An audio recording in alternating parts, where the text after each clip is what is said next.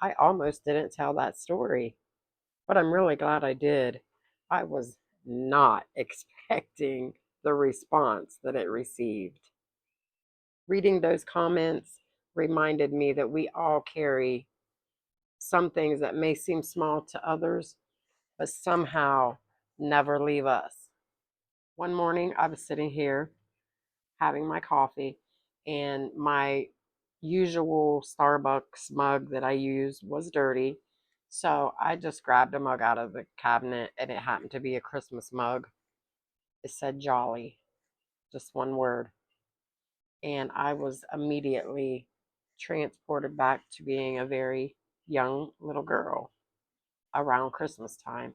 I'm not sure if it was Christmas Day or if it was Christmas Eve, but I was with my mom and dad, and we were at my dad's side of the family, their house, my grandma and grandpa's house. One of my aunts started passing candy around to all the kids, but she skipped me.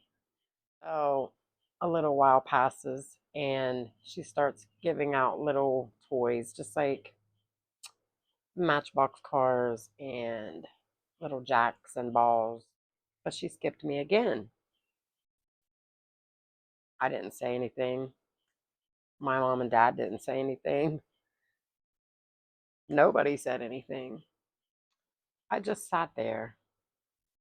But I remember how it made me feel.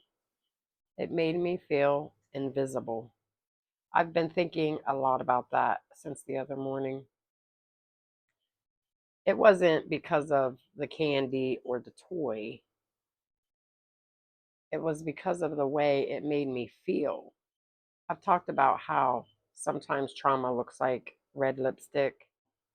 Sometimes trauma shows up and doesn't look like trauma at all.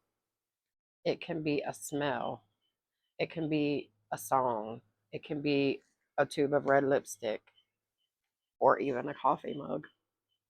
And before you know it, you're standing in a memory that you haven't thought about in years, maybe.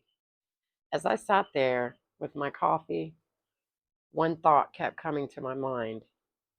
How many times has this happened in my life since then?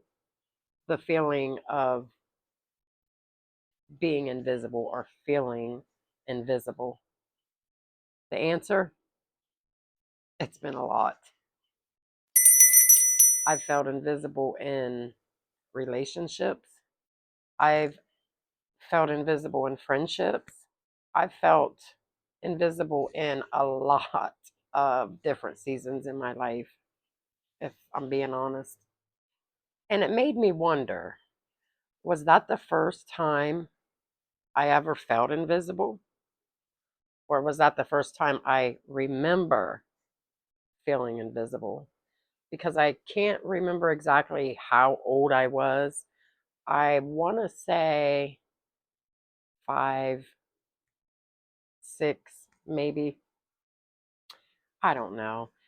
I've just been thinking about it since then. Sometimes when we tell a story about our childhood, people tend to think that we are wanting to put the blame on somebody. Let me be clear. That is not what I'm doing at all, and that is not my intention at all.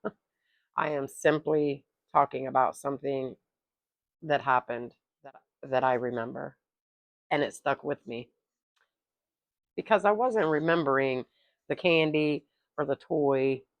I was remembering the way that little girl felt. And maybe that's why some memories stay with us. Not because it's a big event, but because it was possibly, maybe, the first time we experienced something that would follow us into adulthood. If this conversation resonated with you, I would love for you to go check out my website at that'ssoauntsusie.com. You'll find resources over there, articles about rebuilding, personal growth, peaceful living, things to help you moving forward. And if you enjoy these conversations, I would love for you to subscribe to my channel. Now, let me ask you something.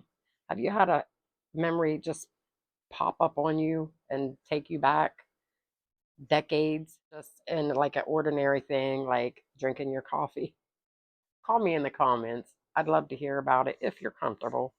And remember, around here, I simply share what I've lived, what I've learned, and what I hope helps somebody else on their journey. And hey, if you're struggling today, pull up a chair. We'll figure it out together.